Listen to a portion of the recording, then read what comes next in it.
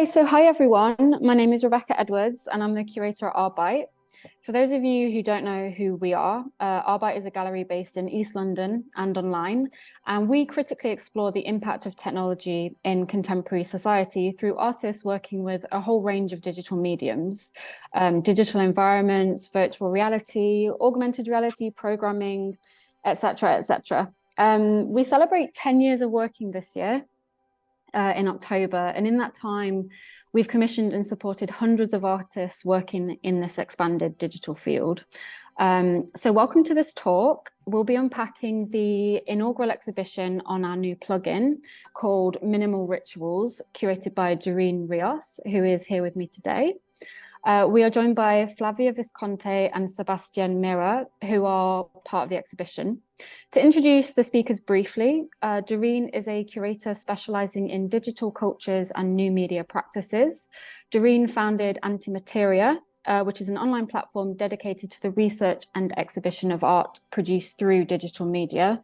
And Doreen, we've been following you for so long, and I'm so excited that we got to work with you on this first exhibition. Flavia is an artist and designer based in Argentina, and Sebastian is a multimedia artist based in Colombia. But before we get to the exhibition itself, I want to say a few words about the plugin that we've been developing since 2020.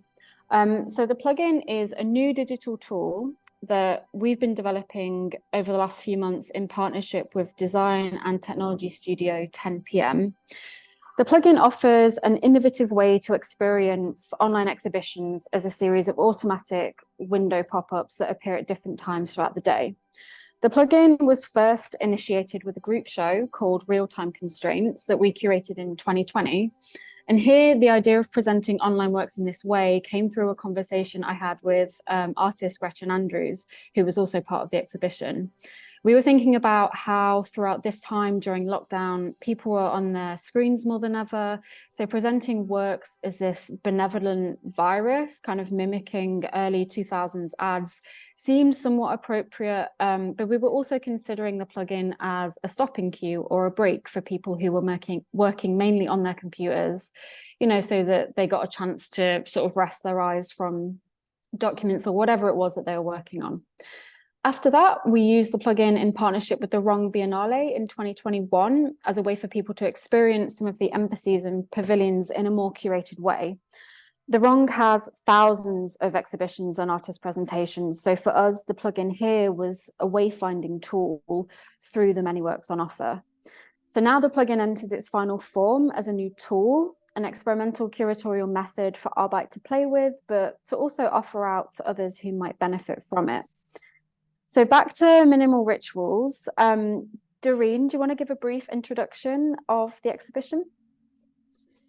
Sure thing. Well, first off, thank you, Rebecca, for having us today and also for inviting me to curate this exhibition. For me, it's very, very exciting to try new ways of curating, which is probably one of the things that got me interested in media arts practices in the first place. I kind of always see that there's something very innovative in the ways that, media arts in general is being presented, and particularly the space that it has taken online. So thank you for that. And I think that the plugin is also a very interesting way of rethinking what we understand as an online exhibition. Because I think, like you were mentioning before, that during 2020 and 2021, mainly, we saw a lot of online explorations for presenting art, but not necessarily the kind of explorations that were actually focusing on the medium itself.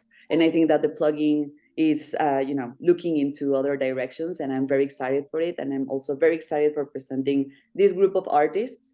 So when we started talking about what could we do or how could we approach this exhibition, one of the first things that I thought about the plugin was the notion of the ritual, and how sometimes, all these pop-ups and these, kind of like benevolent spam, if you will, sort of acted as a ritual in itself. And I started thinking a lot about the ritual that we have or that we create with our devices, with the ways in which we communicate online, and how that connects also to contemporary art production, but particularly the ways in which this has been thought from within Latin America, which is something that I have always been very interested on. And probably that's one of the reasons why from within Antimateria, we always try to, have a like special focus on what's going on in Mexico, but then also connecting with other spaces as well and seeing what kind of nodes we can tie from there. And in a way, I thought, even this node creation becomes a ritual in itself, and the ways in which I have been able to, get to know the work of Flavia or Sebastian or, Kira has always been through these exchanges and through these very personal rituals of going online. So I really wanted to reflect upon that. And then also, I thought a lot about like the kind of formats that we normally see in online exhibitions and how, yes, there's something that has to do a lot with like, having audiovisual formats mainly, but then also thinking about like, these very first, I guess, net art production that was very much focused on text as well, and how these texts can also create other space for I don't know, I guess, for creating imaginaries, which is something that I also found very important within this exhibition. And I think that's something that all of the artists that are being shown in here do in a way. They create their own worlds and they create their own rituals by different media and different formats, where I think that in a way they share this, let's say, collective notion of building together, of creating new narratives from within, which I found very compelling. So one of the main elements for the exhibition was rethinking the idea or the concept of techno-shamanism, but not necessarily by, in a way, fetishizing or romanticizing indigenous technologies in a general framework, but actually thinking about what is the difference in terms of development of this ancient knowledge and these ancient technologies that permeate until today, and how can we, in a way, incorporate or rethink that within other kind of my God really wants to participate until, well, in other ways in which we think about technology nowadays. And one of the things that I thought that was very, very compelling about this was that these ancient technologies and this ancient knowledge always ties into the idea of care, of wellness, of building community, of creating these worlding narratives that I think are very, very important today. And I really wanted to put, an exhibition together that reflected upon that, but that also reflected upon these notions in, very, I guess, special ways for each of the artists that are being shown in here. And well, I really wanted to, just kind of like give a general sense of what the exhibition is about without necessarily spoiling it. But there's a little bit of everything. There's a little bit of text, of sound art, video, still image, some AI generated images as well. So there's a little bit of everything in terms of the approach that we're gonna have in terms of like what's being presented on the show. So I really hope that everyone that's watching can have a look at that. And so, yeah, I mean, we're presenting artwork by, of course, Flavia and Sebastian, but also we have artwork by Ricardo Sierra, Mónica Nepote, Kira Sonorica, Vika Pacheco, Concepción Huerta. And we're, showing a little bit of, I guess, like the reflections that they've been having probably for the past year or year and a half, which I think that's an important thing to approach as well. It's very, very recent artwork. So yeah, please do have a look at all of what's being presented in here. I wonder as well if we could kind of loop back around to this idea of techno shamanism, because in the text that you wrote, you're looking at it from three perspectives. You're looking at it from the techno of shamanism, the shamanism of technology, and both of these together. Maybe you could just say a little bit more about that as the underpinning of this idea. Sure. Well, all of the notion of techno-shamanism that I am using in here comes from the research by Fabiana M. Borges and Eduardo Viveiros de Castro, which I think is important to pin down within the conversation, because these are two researchers who have been working from within Brazil, and particularly the Amazonian area of Brazil, and thinking about what technology means in this area, let's say, and how the development of certain devices and technologies that normally come from, very different geographies and a very different setting than what these ancient technologies are being created from. There was these two sides of the research where they were reflecting upon, like, in a way, a lot of these technologies feel like they are doing something that's very close or very similar to shamanic practices, like ancient shamanic practices that has mainly to do with connecting consciousnesses beyond the body. And especially within, the development of the internet, we can say that in a way, we're sort of doing that. It's not like we are removing like a bodily experience, of course, but we're, connecting in a way with people who are not physically present in front of us. So there was something there that they were very interested in exploring. And then on the other hand, there's also like, thinking about the materials and the devices and the ways that these technologies are being put together, which of course, sometimes we forget that these are basically, I don't know, like a collection of minerals that are being extracted from the earth. And a lot of these minerals at some other point in time were also being used for other kind of rituals that connected us to one another, to nature, to, different dimensions, even, if you will, that I think is very interesting also to understand from within this ancient knowledge, and that Fabiane and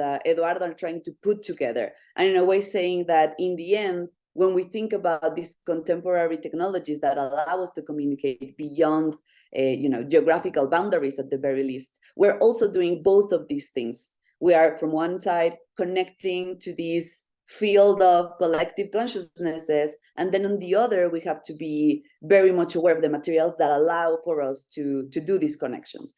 And I think that, of course, we can expand on this conversation in terms of like, well, what does that mean in 2023, where we're thinking about also, what's the impact in nature from these extractions, and then also like what's the impact on one another, on being online and sharing online, and particularly, like removing these one-on-one or face-to-face sort of experience. And particularly after 2020, I think that we've been able to rethink what does that mean, what does being together mean.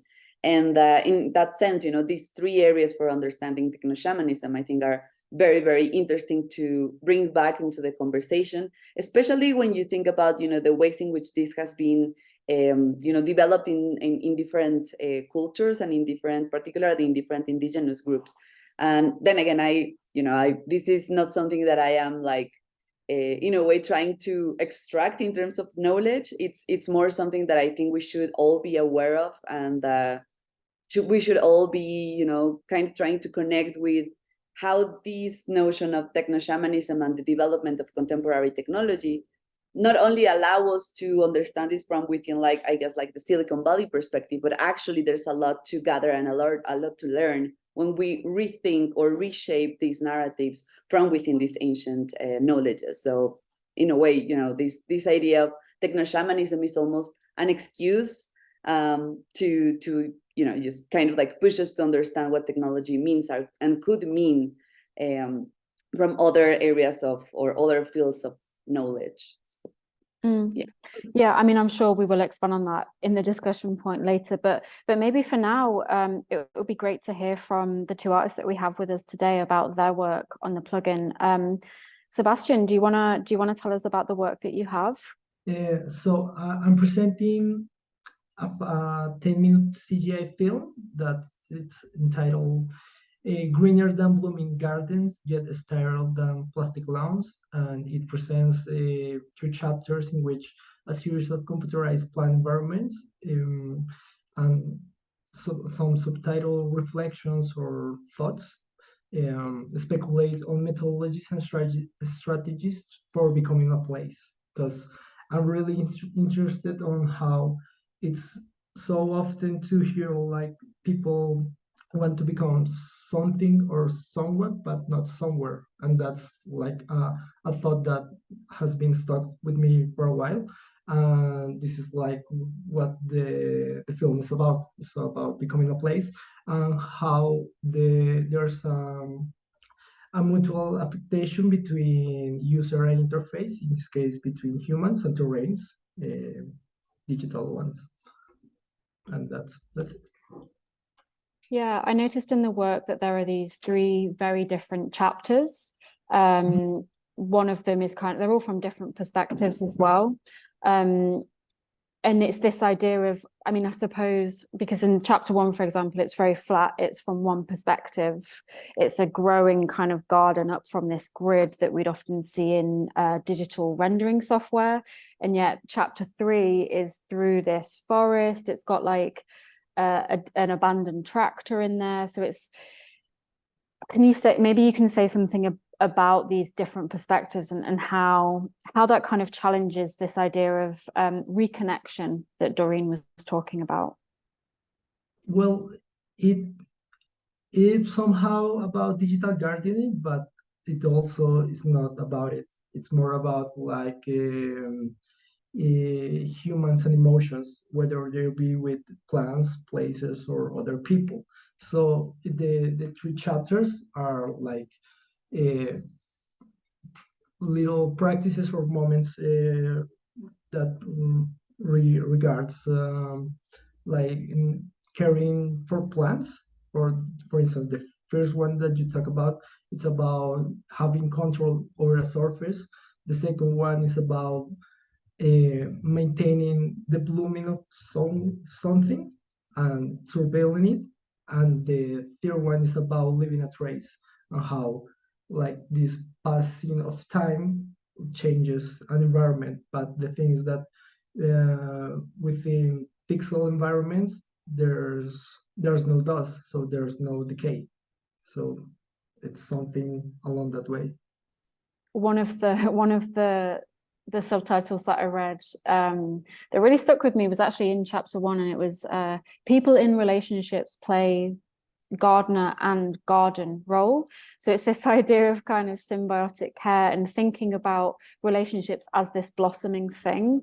To me felt really spiritual. I mean, I'm just thinking about Arbeit's program for the next 3 years is called The Mind, the Body, the Soul. And I think this work does all 3.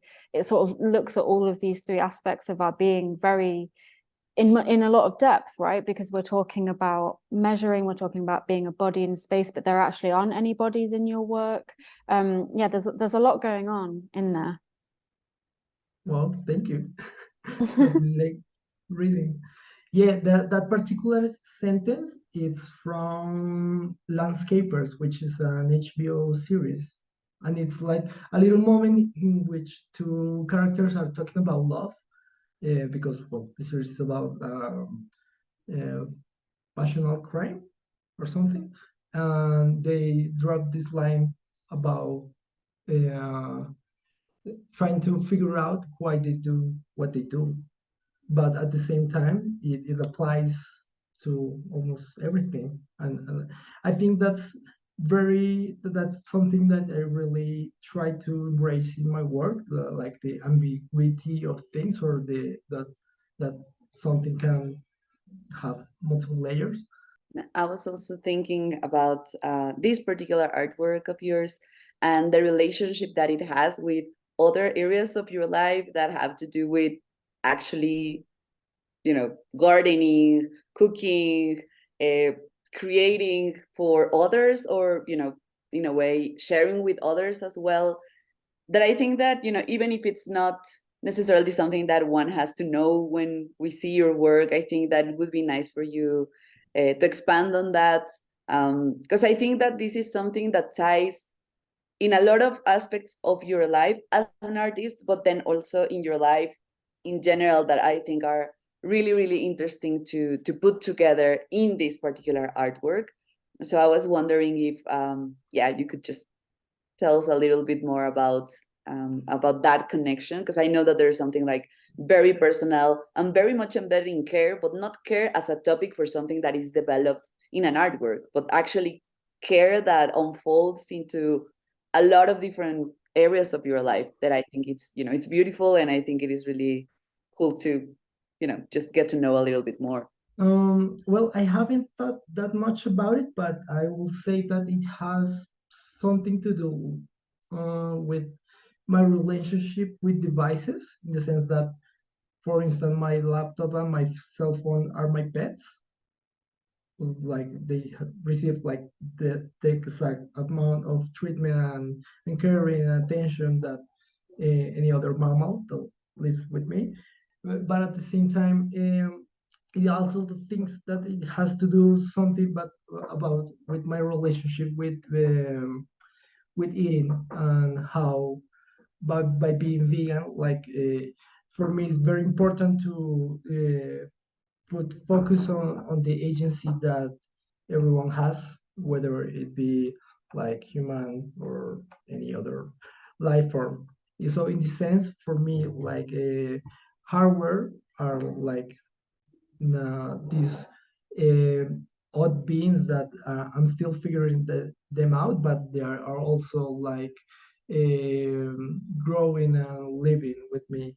We're like on the same level, or at least I like to think of them like that.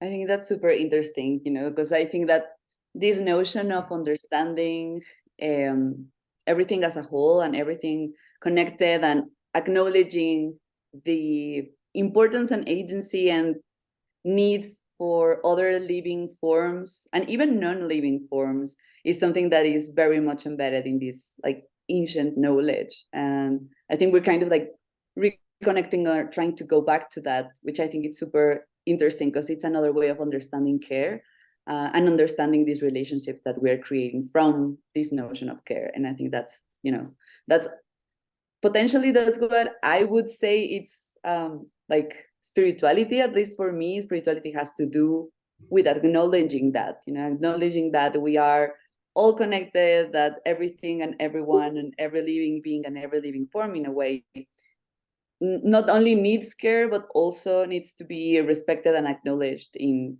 every exchange that we have. And I think care is probably the line that connects together both of your artworks in a different way, but I think it's probably like the central part that I think it would be nice also to unfold from your work, but also from within Flavia's work. So I know, Flavia, if you want to share a little bit with us about your artwork here. Yes, of course. Well, Glitch Mother, that is the work I'm presenting here.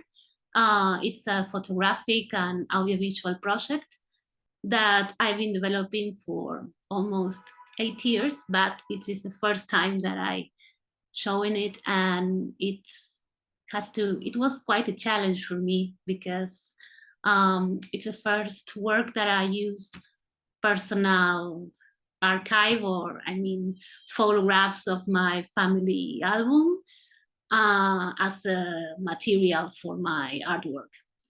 So what I did with these photographs, it's what I call I developed like a simple but ritualistic mechanism that I digitalize them and reopen as JPG files in a text editor. And I like to think that mechanism as a translation as well.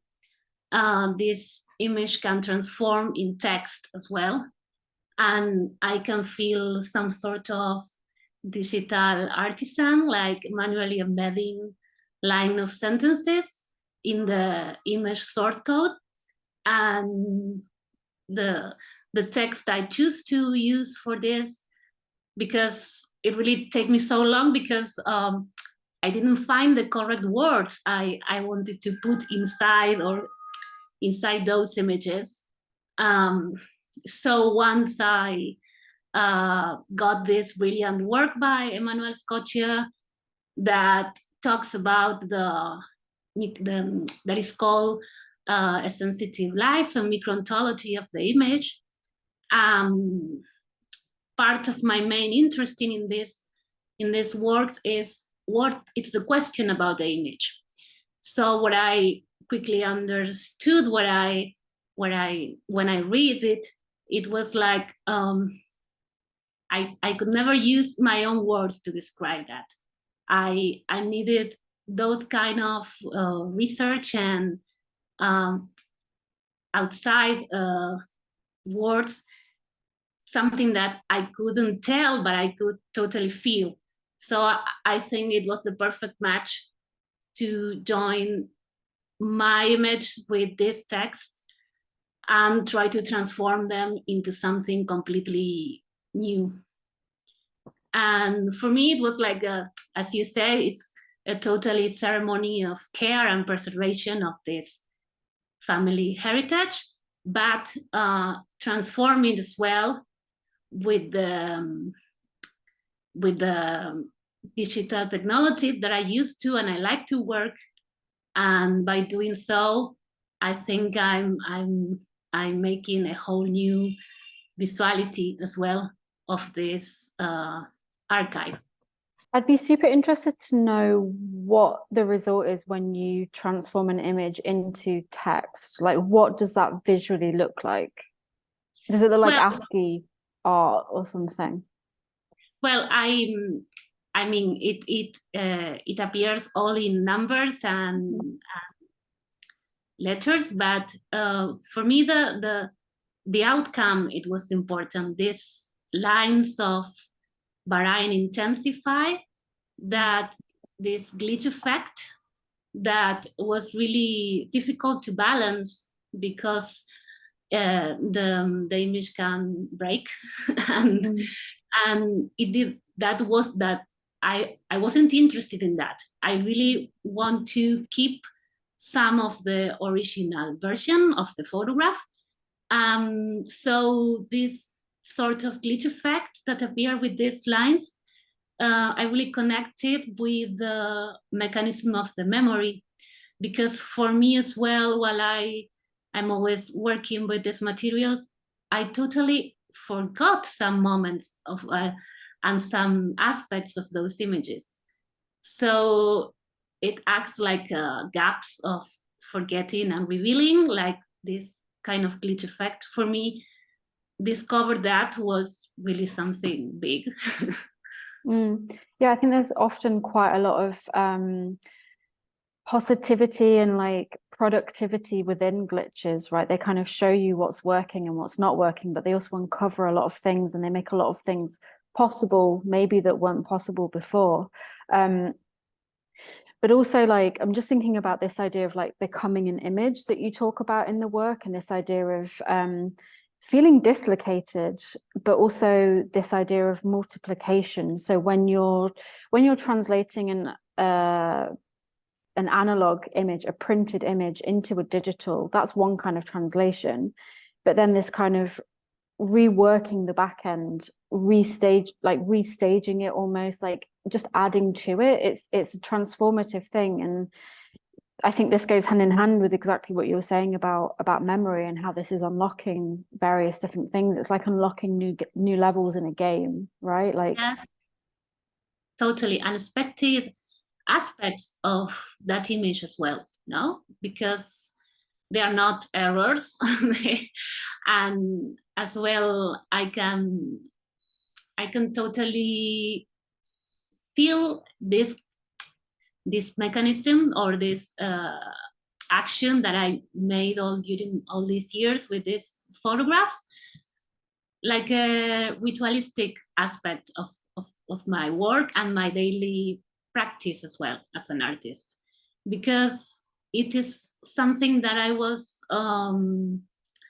keep on doing it, and I really never thought that the outcome was going to be a video. I always think them as a photographic project, but then it totally makes sense when I started to work it as moving image. So it was as well unexpected in my own process. I think it is very interesting because when we first talked about this exhibition, and I was actually interested in a different artwork of yours that also had to do with care, and that also had to do with this ritualistic practice of developing somewhat an algorithm for production for each of your artworks. You know, creating this set of approaches and instructions and ways of understanding what you will do next, or how would you approach the artwork in itself. And when you told me that you had this new artwork, but that it hasn't been presented before, that it was something very, very personal to you, that it had taken a long time to create, but that, you know, that in the end, you felt that it was the moment for it to, you know, belong to an exhibition, that, you know, other people could look at it, and, you know, that it was ready for it to be launched. I kept on thinking about, like, what does that encompass in terms of time frames? And I was also very interested in, you know, like, what makes one decide that it is the appropriate moment for it to be shown. And one of the things that you told me, it was like, you know, the theme in itself of the exhibition, but then also the other artists showing on the exhibition, in a way made, I guess, like a sort of ecosystem where this specific artwork could also thrive. And I think that's also super interesting to think about when you know, when you realize, or when you think about a group exhibition, you know, like, in this sense, I guess it didn't feel only as if me as a curator was kind of, you know, choosing from artworks that I think could talk with each other, in a way, tie with each other, but also for you as an artist to acknowledge that this is the specific ecosystem where your artwork could thrive. And I think, I don't know, I really wanted to know a little bit more about that, especially when we think about, you know, like, this interconnectedness, this notion of care, this ritual, but then also, yeah, like, what made you think that this was like the perfect ecosystem for the artwork to exist? Like, I think that's, you know, I kept that question until this moment, I suppose, because I am really curious, but then also I think it has to do with something else that is very important within a ritual, which is time, the time it takes for something to grow, for something to be shown, for something to be ready, for something to feel safe to share. And I think that's something that is very, very relevant in terms of how we understand, yeah, a ritual. I think it was the time, because last year it was the moment when I figured out what is going to be the medium of this work, that it was going to be definitely a video work of art. So what I needed was to move these images. I made to make them move, not in a film sequence, and in a film sequence as well, but I needed to put them voice as well, and a meaning, the sentences or the text that perfectly match that. It was what I was previously saying, that I found it took me a lot of time to see or to find the correct line of sentences to embed in these pictures, and once I understood that it was a habit with the text that I choose, it was time to put the voice. That it was another difficult decision for me as well, because it's the first time I'm using my own voice in my digital practice and in my digital videos. I always use it an alternative. And so it was a complete decision, with all these aspects finished, to be launched. It was ready to be shown and launched. I mean, it reminds me of this aspect of both of your works, actually, this idea of slowness and patience. And maybe we can say a bit more about that, because Flavia, I know for you, like, especially at the beginning of the video, it's talking about when there is a slowness, the memory really has time to kind of, you know, it has time to be good and be at its best. But when things are rushed, when things are done very quickly, the faster we are at forgetting. which I also found really sort of poetic. But for you, Sebastian, you were talking about this idea of patience in terms of connecting two ends. Like there's a bit in the video where you're on a bridge and it's this very long, long scene of being on a bridge with like 3 dots at the bottom, and then it just says patience. So it's almost like the patience is becoming part of the work itself. Maybe there's something there that we can unpack in terms of its relationship to care, but I guess also its relationship to these forms of connection, right? Because I feel like digital connection through forums, social media, it's instantaneous, but actually what both of your works are doing are looking at this idea of being slow. So maybe we can unpack that a little bit. I think I'm going to repeat a bit what I just said, because for me the slowness of the work has to do a lot with the process, and it's not only like the artistic process but the emotional process as well, no, because I needed time to separate from those memories as well and to try to make them alive again in a different way. So I think this is a very intimate piece of work where I really need to take that time to rewatch and to try to figure out all this image in a different way. Yeah, I suppose that is part of like this idea of like an archival process. Like it takes time, things have to be documented properly, and for you, like the embedding of different words in the back end, like source code of an image, it's all kind of these steps to reaching the end goal. But I guess I'm wondering about how that, because it's a real juxtaposition for me to think about this idea of connection as being a slow thing. It's like snail mail. You know, when we're living in this time of everything feeling like it's instantaneous, even if it might not be. But Sebastian, maybe you want to come in here. Yeah, well, I would like to retake what Doreen said about that our ritual is having time to make something. So in this sense, I think that well, like patience has more to do with the idle states, whether be from my body in front of a laptop or the machine like rendering an image. It are like this void time where you can do much. What I think really important, really intriguing at the same time. Like for instance, I think mainly about like this meme of this old dude like sending a picture and stuff like that, like waiting for a response. And in that sense, like a feeling and a relation takes time, like to grow organically.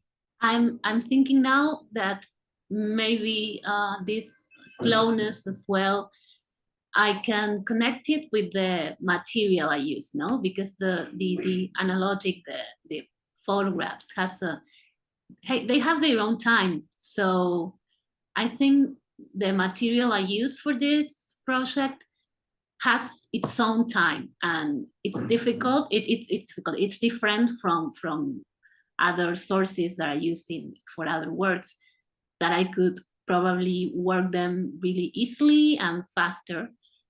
But this thing of the material I choose to work really condition as well the time I spent with this. Totally agree.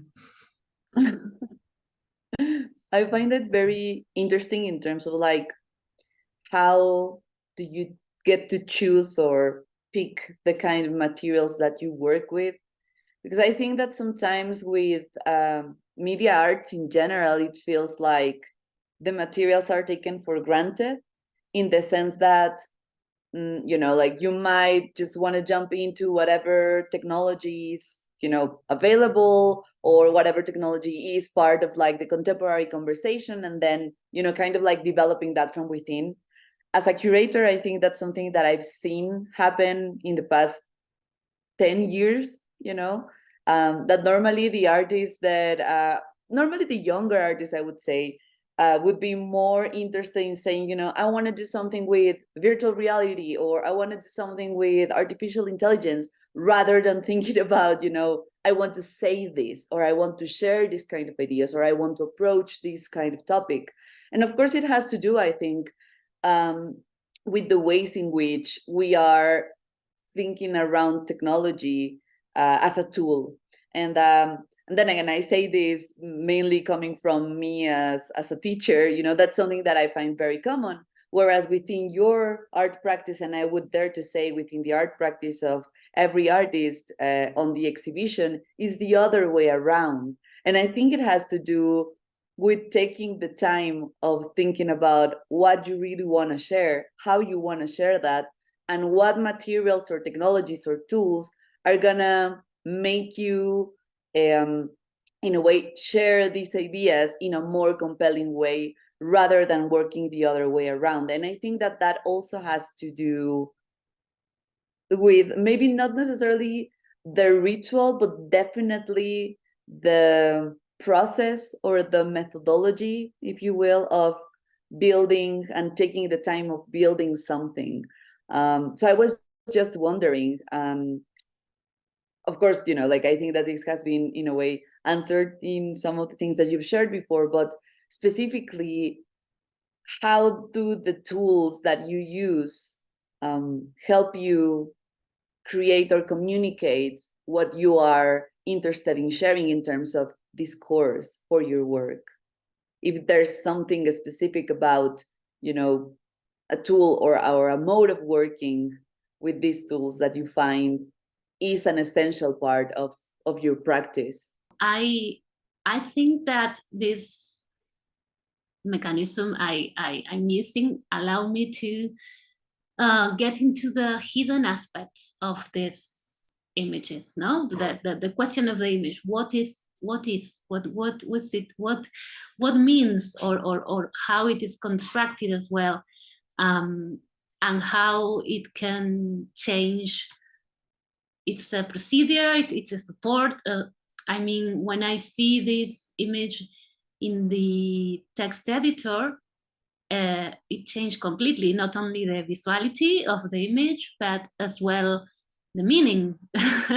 So it works for me to see the hidden aspects and connect it as well with the hidden aspects of memories, in my case. In my case, I think it's rather than more than the specific moments or actions with software are for me is more important the starting point of the work, or the moments of the work, in the sense, like I was saying at the beginning about this sentence from Landscapers, or there's another one that it's about the greens, the layers of greens, and how the human eye developed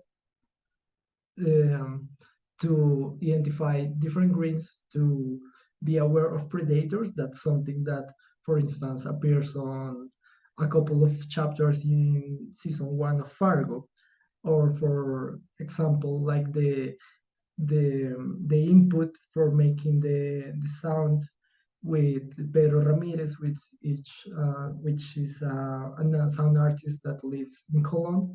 It was the Schumann frequency, and how it was announced on Experimental Serious Lane, which is an anime from '98 that talks about this girl that becomes like this internet like global conscious. So I mean, I only use like Blender for making this whole work, but again, for me, what's more relevant, like having like this kind of emotional or theoretical exchange between like these little moments and the people around them than actually working with a specific type of way or of using a software. I think that's super helpful also to understand within the context of the exhibition, because in a way, a ritual is, well, it has many definitions, of course, but one of the central ones or the easiest ones to approach it has a lot to do with time, but it also has to do a lot with the elements that it puts together. And I think that these reflections upon the kind of tools, the kind of materials, the time it takes, not only it is a ritual in itself, but also links back with something that that I think is important to mention that's happening within the exhibition.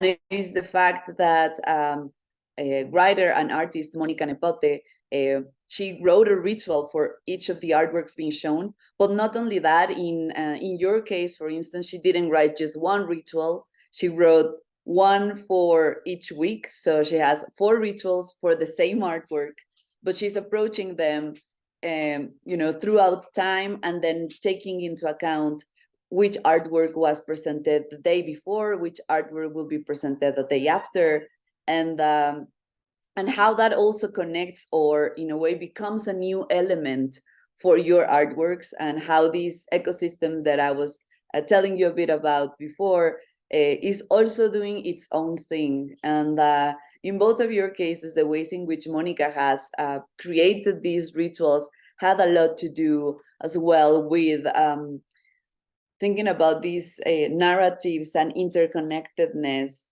And I think it is very interesting to see that happening as well, because, I mean, you will get to see that soon. But I think that more than becoming like external or additional element to each artwork, specifically for these artworks within these specific dates and the way in which they connect to each other throughout time, I think it also brings in like this element of how by presenting this exhibition online as a plugin and having these pop-ups happening, how that also becomes a choreography in itself. And that's something that was very well, it was a big part of the conversation when Aravite commissioned me this exhibition, thinking about it as also as a choreography, where, thinking again about the times and elements that it encompasses is an essential element to it. And in a way, that also links me back, to all the metaphors that we can use for understanding an algorithm, and how an algorithm can be a choreography, but an algorithm can also be a ritual. An algorithm could be the instructions for building something. It could be a recipe. It could be, and I think it is within those other narratives or those other metaphors that we are able to engage deeply or deeper with certain concepts or ideas that feel sometimes very relegated to specific geography or a specific kind of knowledge.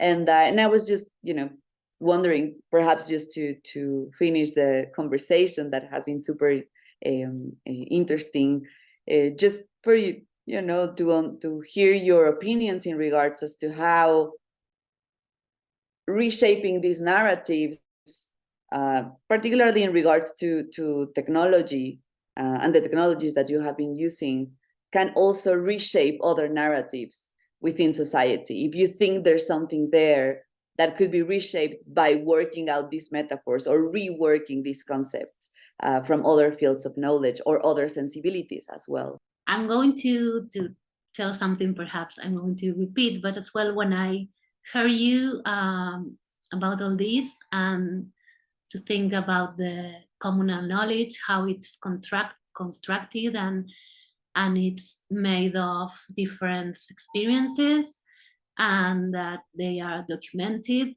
and I totally connected with my material that it's something that happened to all of us in all latitudes, that we all maintain and keep all that as some kind of books of life. and we needed to promoting conversations and to start talking about our own experiences as humans and our own feelings and emotions about those heritage. But also, I think that it's important to take acknowledge of the context where like these narratives are produced from, but also tell from. For instance, in my case, while I was making like these vegetation environments, it was really hard to find like good quality 3D models of vegetation, whether it would be weeds or trees or bushes that aren't from northern latitudes. And that's something that really struck me, because for me it's very important, like the representation on media. And that's something that I somehow try to achieve by like growing and mixing like these multiple species and faking this like a seasonless vegetation that it has no sense, like in terms of like a gardening manual. But when you go to the outside near the equatorial zone, it's just like that. It's a plan over another, and it's like I think it's really important to like use these tools, and how like the increasing and recent easy access to tree software, whether for vegetation or terrain creation, world building, game development, wherever, to like kind of appropriate it, like rework it, retool it. The more I've been looking at how this project has unfolded, Doreen, like the more I'm kind of thinking about the roles that we assign these tools. So like the role that is maybe assigned to Monica is the mediator, or maybe the shaman of this ritual. The artworks then become meditations or points of contact with thinking through and taking time to, you know, slow down, be patient, and focus on something else, the same way that it worked in our previous show, Real-Time Constraints. But I'm also thinking about the fact that this plugin is a communal experience. Anyone who downloads it will get pop-ups, you know, they'll get the same pop-ups at the same rate, maybe at the same time if they download it at the same time. So I think it's for me, it's like this anthropomorphization of these tools, especially of these web tools, and thinking about how we interact through our fingertips, through our whatever it is. Like if we've got VR headsets, it's a very bodily experience, but in a way, this plugin is performing the ritual for us in and of its own accord, communally. And I think this has been and will be the perfect project to start this with, to think about that. Part of the, like you were saying, part of the roles that were, you know, somehow organically assigned to each of the elements that are being presented on this exhibition, for me kind of also link back to the theme, like the general theme that you'll be working with for the next months as well. You know, like, yeah, where does the body, the mind, and the soul kind of like, you know, interact with one another? They are not necessarily separate things, but we can understand them, you know, as I don't know, I guess parts of of a whole. And I think that in a way, the roles that were then again organically assigned to these elements within the plugin kind of work in a similar way. I would say that somehow like the artworks themselves would be part of the body, and then the intervention done by Monica would be part of the mind, but it's more of an expanded mind. And then the soul would be the connections between the people who might or might not be connected to this simultaneously, because it is something that you can be aware of, but at the same time, not because you are not aware that someone else might be looking at the same thing at the same time as you are, makes them, makes this something that falls apart in a way. And I think that sometimes that's the way in which we're connected or understanding our own souls. We might be like very much aware that that's like an essential part of ourselves, but then there might be other people who might feel a little bit more skeptical about it, but that doesn't determine whether or not they have a soul. In a way, this is something that happens as well that will happen, with these interactions, not because you are not aware that someone else is looking at this simultaneously as you are, means that this other person is not there or these other people are not there. So I think that, I don't know, it was like a tricky thing to, like you were saying, kind of like these rituals that are being performed for us or, in front of us, and that actually encompass a lot of other people who are having the same, well, fingers crossed, a lot of other people who are having that same experience at the same time. And this is whether or not you're aware of it. And I think that there's something, kind of magical about that. I know that I find it could be interesting as well to think about the general theme of it, but without necessarily having to be like super obvious about it. It's just something that it's unfolding right in front of you, and you might or might not create an awareness of that I think it's, it's interesting. Well, thank you so much for joining us in this talk. The plugin is available indefinitely. Hopefully, by the time you're seeing this, you already have it installed, in which case I hope you're enjoying it.